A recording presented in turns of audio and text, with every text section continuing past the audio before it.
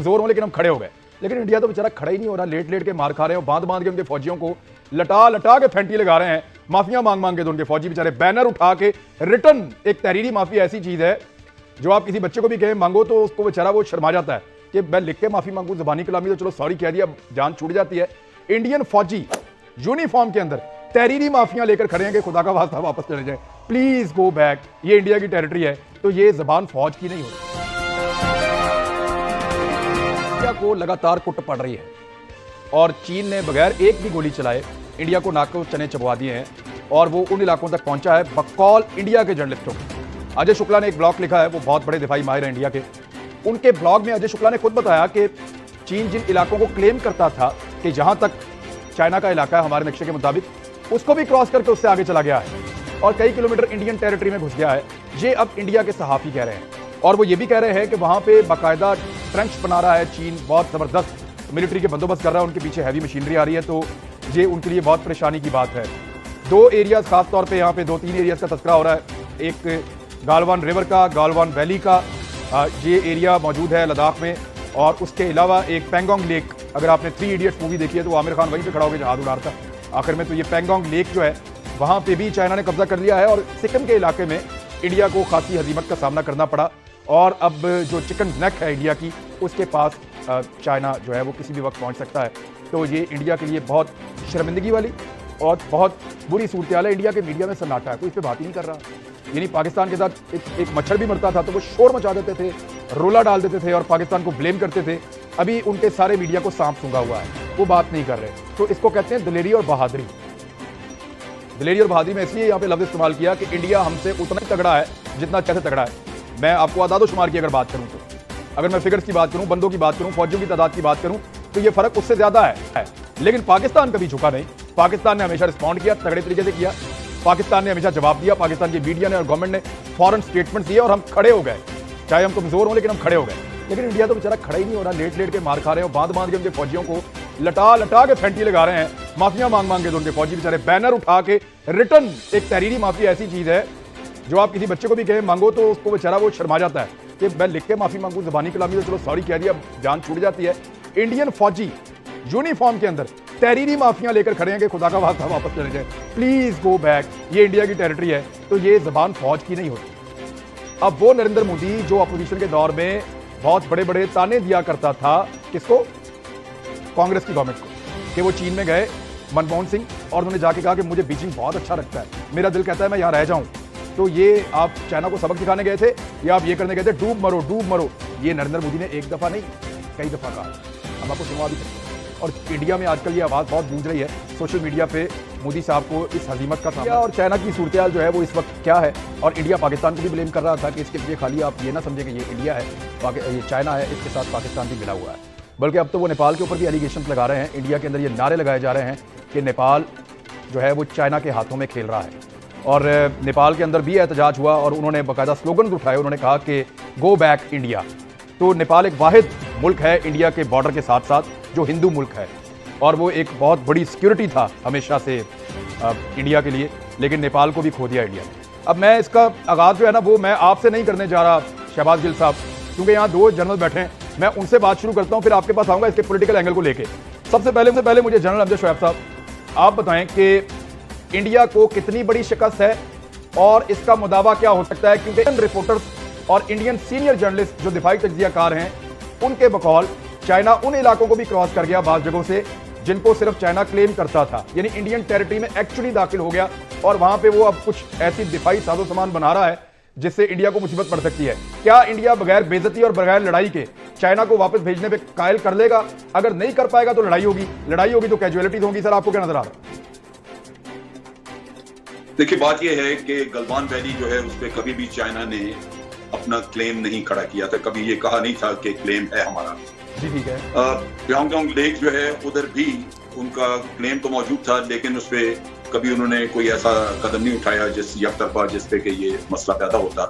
लेकिन गलवान वैली में सबसे ज्यादा इम्पोर्टेंट है, अहम है, क्योंकि यहाँ से इसके बाहर से रोड गुजरती है, इसके पास है जो दौलत बेग ओल्डी को मिलती है जाके, और ये ईस्टर्न लद्दाख का हिस्सा है। बात यह कि ईस्टर्न लद्दाख में उनके क्लेम्स तो मौजूद थे, लेकिन इंडिया सबसे ज्यादा हैरान जी जन साहब की ऑडियो को प्रॉब्लम है सर यहीं से। ये जो दौलत बेग आपने इस रोड के बारे में मुझे आपने बताया भी था, इसके करीब पहुंच जाना ये तो इंडिया के लिए बहुत बड़ी मुसीबत है। उनकी तो सप्लाई काटेंगे ये मुख्तलिफ जगह। करीब नहीं पहुंच गए। जिस तंग वैली से गुजर के जब ये ले से आती है, सड़क को बैंड करके ऊपर दौलत बेग गोल्डी की तरफ निकलती है, जिस तंग वैली से गुजरती है उसको इंडिया बाकायदा चाइना ने ऑक्यूपाई कर लिया। अब दौलत बेग गोल्डी का ज़मीनी रास्ता और कोई नहीं है, उसको एयर सप्लाई ही की जा सकती है। इसलिए दौलत बेग ओल्डी अगर आप फोकस रखें इसके ऊपर, तो दौलत बेग ओल्डी के थोड़ा सा शुमाल में जाएं आप और लेफ्ट की तरफ देखें तो कराकोरम पास है। ठीक है, कराकोरम पास वो जगह है जो सी पैक जहाँ पे तंग तरीन है, जहाँ पे जिसकी एक तरफ मगरबी चाइना है और दूसरी तरफ पाकिस्तान शुरू है। तो दौलत बेग ओल्डी जिस दिन ये सड़क का तामीर हुई है उस दिन चाइना ने अपना भारत ने 5 अगस्त किया पाकिस्तान के साथ रोड मुकम्मल होने के ऊपर किया। रोड ये बड़ी जो ये कानून में तब्दीली लेकर आए और लॉकडाउन किया कश्मीर के अंदर और ये सब कुछ। ये सड़क बड़ी जबरदस्त बनी हुई है, लेकिन सड़क का मकसद क्या था? इन्होंने दौलत बेग ओल्डी को एक आम मुकाम से इन्होंने एक ब्रिगेड साइज से ज़्यादा बड़ी एक ना सिर्फ कैंट बनाया, वहाँ पे एक एयरपोर्ट बनाया। अब यहाँ से ना सिर्फ ये कि अक्साई चीन वगैरह पे हमला किया जा सकता है, कि कैश पे हमला किया जा सकता है, लेकिन ये अपनी हैवी मशीनरी यहाँ पे ला क्या है। दूसरी जो खबर जो ये थी कि यहाँ पर वो टेररिस्ट को ट्रेन कर रहा था ताकि ना सिर्फ ये कि कैश को डैमेज किया जाए, सीपैक को डैमेज किया जाए, बल्कि मगरबी चाइना में जहाँ उइगुर मुस्लिम्स हैं वहाँ पर जिसके पहले ही वहाँ पे अगर अनरेस्ट है उसको हवा दी जाए, ताकि मगरबी चाइना को ब्लॉक करके अगर ये हो जाता है, लॉन्ग टर्म की बात करो तो चाइना का जो रास्ता है जैसे पाकिस्तान से कट जाएगा, बल्कि वस्ती एशिया रियासतों से कट जाएगा और थोड़ा सा अगर ऊपर नॉर्थ से जाएंगे तो फिर वो रूस के साथ मसाइल बन जाएंगे। तो चाइना के लिए सीपैक बेकार हो जाएगा और पाकिस्तान के लिए भी वो सिर्फ एक सड़क रह जाएगी सारी। तो ये तो that was the plan from Indian side, that is apparently the plan from the Indian side. ठीक है, और इंडिया ने खुद नहीं किया ये, इंडिया उसमें अकेला नहीं है। इसमें शायद देने वाले मोदी जिसका हम पहले बात कर रहे थे, ट्रंप साहब की हम बात कर रहे थे, पहले ट्रंप साहब भी थे, क्योंकि कल ही बयान आया पोम्पियो का कि अमेरिका अपने दोस्तों को जिसमें भारत वगैरह वगैरह शामिल है अकेला नहीं छोड़ेगा, इस वक्त साथ रहेगा इनके। और क्या वो उनको अपनी जंग के लिए ले जाएंगे उस तरफ? उनको अभी तक बात समझ ये नहीं आ रही कि नेपाल में सब कुछ क्यों हुआ। शुमाल मगरबी नेपाल में काला पानी जहाँ से भारत रास्ता बना रहा था ऊपर की तरफ, वो क्यों ब्लॉक कर दिया नेपाल ने? और फिर ये है राजनाथ ने उसका 8 मई को इफ्तिताह किया और नेपाल ने उसको ब्लॉक कर दिया उसको। फिर ये कि 5 मई को ये जो आप चिकन नेक की बात कर रहे थे और आपका मैं वो देख रहा था ब्लॉग उसमें कि इसमें चाइना ने यहाँ पे क्यों किया, इसलिए करने के लिए क्योंकि अरुणाचल प्रदेश में चाइना का ऑलरेडी क्लेम है, और अगर ये नेक कट जाती है तो उसके साथ मैं आप ही के लफ्ज दोहरा रहा हूँ, इसके नीचे 7 सिस्टर स्टेट्स हैं जहाँ पे 8 रियासतें हैं इंडिया की, जहाँ पे शोरश है। ठीक है, अगर वो कट जाती हैं तो भारत का क्या बनेगा? रास्ता वही है उनके लिए। पहले उन्होंने शुरू किया चिकन नेक की तरफ से, नेपाल ने उनको सीधा रास्ता दिखा दिया, अब लद्दाख में आ गए हैं। तो चाइना ने बैक वक्त 3 मुकामात पर भारत को बता दिया है। नंबर 1 को तिब्बत में आपने कोई पंगा नहीं लेना, इनकी कोशिश अब तो ले ही नहीं सकते, वो तिब्बत में किधर जाएंगे? चाइना उतर के नीचे आ गया जी, उनके एरिया में घुस गया। दूसरा आपने सुना होगा कि जब ये रिसेंटली जो चाइनीज प्रेसिडेंट है उन्होंने अपने मिलिट्री कमांड को अरेस्ट किया, उसमें उन्होंने अपने मिलिट्री कमांड को जो हिदायत दी है उसमें आखिरी हिदायत ये है कि आप तैयार हो जाइए, आपने प्रोटेक्ट करना है चाइनीज सॉवरेनिटी को और चाइना के डेवलपमेंट इंटरेस्ट को। डेवलपमेंट इंटरेस्ट क्या है उनका? 1 बेल्ट 1 रोड, जिसका सीपैक फ्लैगशिप है, और 1 बेल्ट 1 रोड दुनिया का वो वाहिद मंसूबा है जो किसी मुल्क के कॉन्स्टिट्यूशन में है, ये चाइना के कॉन्स्टिट्यूशन में शामिल है। ठीक, मैं जरा जनरल साहब ये चिकन नेक जो है जिसको हम सिलीगुड़ी कॉरिडोर भी कहते हैं, और यहाँ से नेपाल अगर रास्ता दे चाइना को, और नेपाल के चाइना के साथ आजकल बड़े जबरदस्त ताल्लुकात हैं, इंडिया के साथ खराब भी हो गए हैं काला पानी के डिस्प्यूट की वजह से, और दीगर कुछ डिस्प्यूट है उनके कॉन्स्टिट्यूशनल मामला भी हैं, तो ये कॉरिडोर तो बहुत बारीक है। आपको कितने चांसेस लगते हैं कि नेपाल जो चाइना है उसको उसकी मिलिट्री लाने की भी इजाजत देगा? हद तक नेपाल ने इस एरिया में रोड भी बनाया है, दरचोला टिंकर रोड एक वो इस तरफ बना भी रहा है।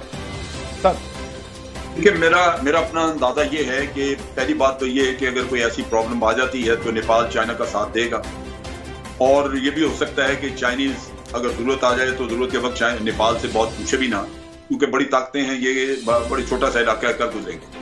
मसला यहाँ पे ये है कि इंडिया ने अपना यहाँ पे सिक्योरिटी पैरामीटर बढ़ाने के लिए भूटान के साथ एक एग्रीमेंट किया हुआ है, जहाँ उन्होंने भूटान को ये कहा है कि अब ये देखिए कि भूटान के कोई रिलेशंस चाइना के साथ ऐसा सच नहीं है, डिप्लोमेटिक रिलेशंस नहीं है, दोनों की एम्बेसीज एक दूसरे के मुल्क में नहीं है। नतीजा ये कि ये सारा उनका काम संभाला हुआ है भारत ने। और भारत ने भूटान को ये उससे जिम्मेदारी एक एग्रीमेंट के तहत दी हुई है कि उनकी टेरिटरी का भी दिफा जो है वो इंडिया करे।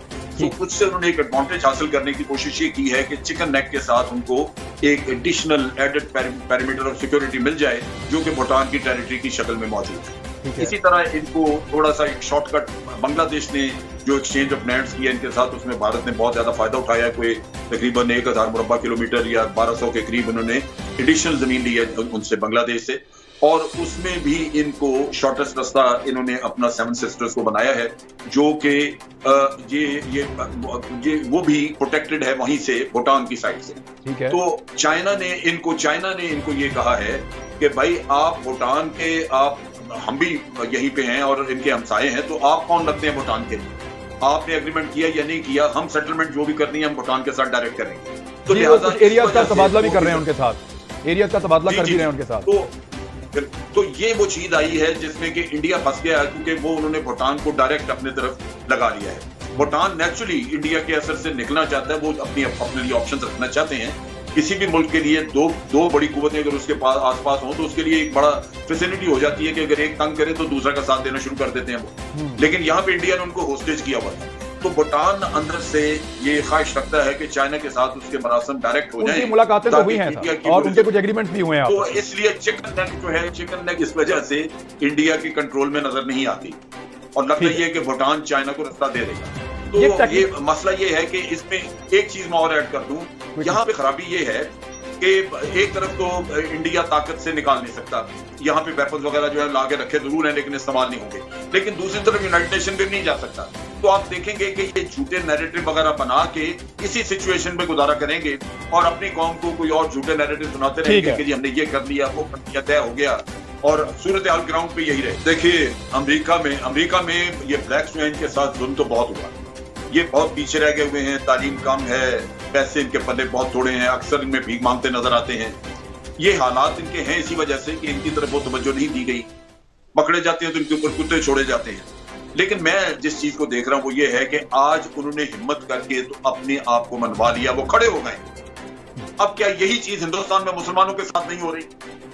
उनसे कोई सौदा नहीं लेना चाहता, सब्जी नहीं लेना चाहता, हिंदू है तो वो उनको देना नहीं चाहता, अछूत बनाया हुआ है मुसलमानों को, और उनके ऊपर जो जुल्म हो रहे हैं उनको भी इसी तरह लिंचिंग होती है गाय के गोश्त पे, किसी और चीज, उनको इसी तरह खड़ा होना चाहिए।